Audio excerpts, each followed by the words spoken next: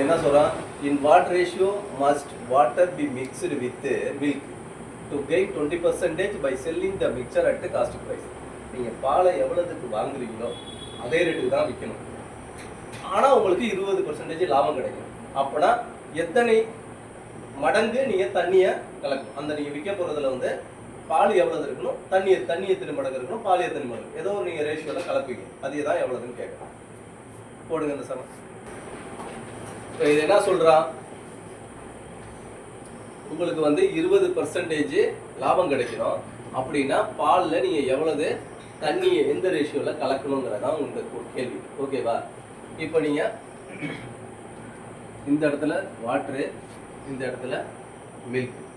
வாட்டருடைய நம்ம எப்போதும் வாட்டருடைய cost price என்ன எடுப்போம்? 0. மில்க்குக்கு வந்து 1 ரூபான்னு எடுத்துக்கணும். ஓகேவா?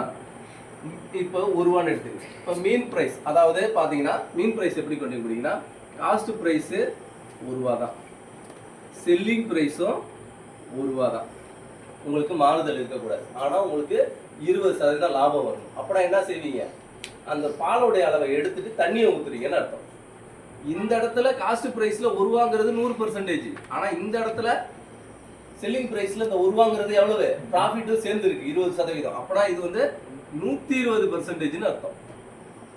இந்த இடத்துல செல்லிங் பிரைஸ்ல பாலோட விலை மாறல, புரியுதா? பாலோடைய அளவை குறைச்சிட்டு தண்ணியை ஊற்றிருக்கோம். இப்போ காஸ்ட் செல்லிங் பிரைஸ் 120னா காஸ்ட் பிரைஸ் எவ்வளோன்னு கண்டுபிடிக்கணும். இதே தான், இந்த 1 ரூபாங்கிறது 120%னா 100% எவ்வளவு? இதையும் பெருக்குங்க, இதையும் பெருக்கி போட்டுருவோம். 100/120 இன்ட்டு 1 வரும், போட்டாலே தான். இது அடிச்சிங்கன்னா 5/6 வரும். இப்போ நடுப்புற அந்த மீன் ப்ரைஸ் எவ்வளவு? 5/6. ஓகேவா? இதுலேருந்து இதை கழிச்சு போட்டால் எவ்வளோ வரும்? 1/6. அப்படியே நீங்கள் எல்சிஎம் எடுக்கணும். 1 - 5/6. கீழேயும் 1 இருக்கு, கீழே 6 வந்துடுது. இதை எதால் பெருக்குன்னா 6 வரும், 6ஆல் பெருக்குன்னா 6 வரும். அப்படின்னா 1 6ஆல் பெருக்கணும். 1 6 6 தான், மைனஸ் சிம்பிளை போட்டுக்கணும்.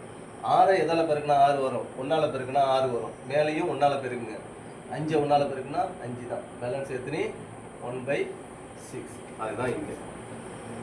ஓகேங்களா? இதுலேருந்து இதை கழிச்சா டிட்டோவா அதே தான் வரும். எவ்வளோ வரும்? 5/6 வரும். பேஸு 1 இருக்கு, அதனால நீங்கள் எல்சிஎம் எடுக்க தேவையில்லை. மேலே என்ன இருக்கோ அப்படியே ரேஷியோ, அதுதான் ரேஷியோ. 1:5. வாட்டர் 1 லிட்டருக்கு ஊற்றுனீ 1 லிட்டராக இருந்தால் மில்க் வந்து 5 லிட்டர், அதாவது 5 லிட்டரு பாலுக்கு 1 லிட்டர் தண்ணியை ஊற்றுனீங்கன்னா என்ன ஆகும்? உங்களுக்கு 20% லாபம் கிடைக்கும், எந்த பாலினுடைய விலையை மாற்றாமல். அதுதான் இந்த சம்மு சொல்லுது. புரியுதா? நீங்கள் இப்படியும் போகலாம். பாலை வந்து இப்போ 20% உங்களுக்கு ப்ராஃபிட் தான். இந்த பாலை வந்து ஒரு 5 மடங்கு, 5ல் 1 எவ்வளவு அப்படின்னு எடுத்து கூட நீங்கள் போடலாம்.